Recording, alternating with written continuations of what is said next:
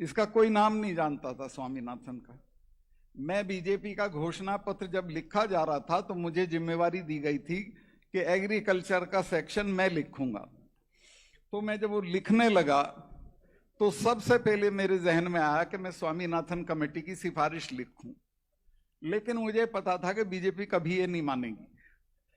तो मैंने अपने यहाँ के थे अजमेर के सांवरलाल जाट साहब को फोन किया, किसानों के बड़े मजबूत आदमी थे। मैंने कहा कि चौधरी साहब ऐसी ऐसी सिचुएशन है, मेरा मन है कि मैं ये लिखूं, लेकिन ये तो लागू नहीं करेंगे।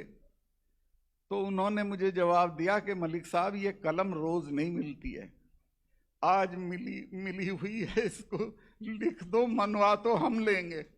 हमारे लोग सड़कों पे बैठ के मनवा लेंगे।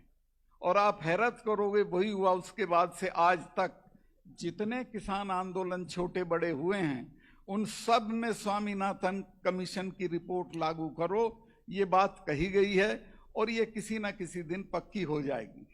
इसी तरह एमएसपी है, एमएसपी के बिना हमारा गुजारा नहीं है और एमएसपी सरकार देना नहीं चाहती है। उसका कारण है सरकार के जो दोस्त हैं। मैं अभी आ रहा था 20 दिन पहले गुवाहाटी आया, मैं वहां से मेघालय से।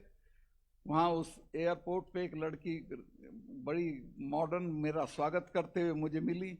मैं कहा आप कौन हैं? कि साहब मैं अडानी की तरफ से आई हूँ। मैं कहा अडानी का यहाँ क्या मतलब है? कि नहीं साहब ये एयरपोर्ट अडानी को दे दिया गया। अब अडानी को एयरपोर्ट, उसको सारे जो है रेलवेज, शिपयार्ड, सब चीजें उसको जा रही हैं। तो ये जो चीज है इसको कहीं रोकना पड़ेगा। ये सारा देश बिकने नहीं देना चाहिए हमको। और ये एमएसपी इसीलिए लागू नहीं हो रही है क्योंकि अडानी ने 5,000 वर्ग मीटर का एक बहुत बड़ा गोदाम पानीपत में बना लिया, जिसमें वो गेहूं खरीद के रखेगा, सस्ते पे खरीदेगा, महंगे पे बेचेगा। जी जी क्या कह रहे हैं? भर दिया। हाँ, तो मैं बिल्कुल ठीक कह रहे हैं। मैं भी यही कहूंगा, जो पंजाब में किसानों ने किया कि वो उसके अंबानी के टावर गिरा दिए, इन गोदामों को फाड़ दो, इनकी कोई जरूरत नहीं है हमको और कोई डरने की जरूरत नहीं है। कुछ नहीं होगा, मैं चलूंगा जेल आपके साथ। ये जो अंबानी है, अडानी तो अब खैर दुनिया का सबसे मालदार आदमी हो गया, देश का तो हो ही गया।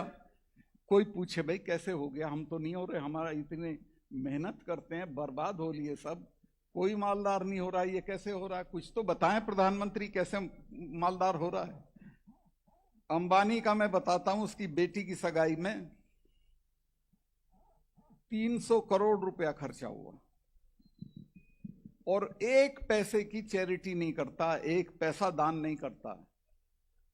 दुनिया के जितने बड़े लोग हैं, संगीत की दुनिया के एक बड़े आदमी हैं लॉर्ड गिल्डोफ उनका नाम है, वो अपनी सारी आमदनी अफ्रीका के बच्चों की पढ़ाई के लिए दान करते हैं।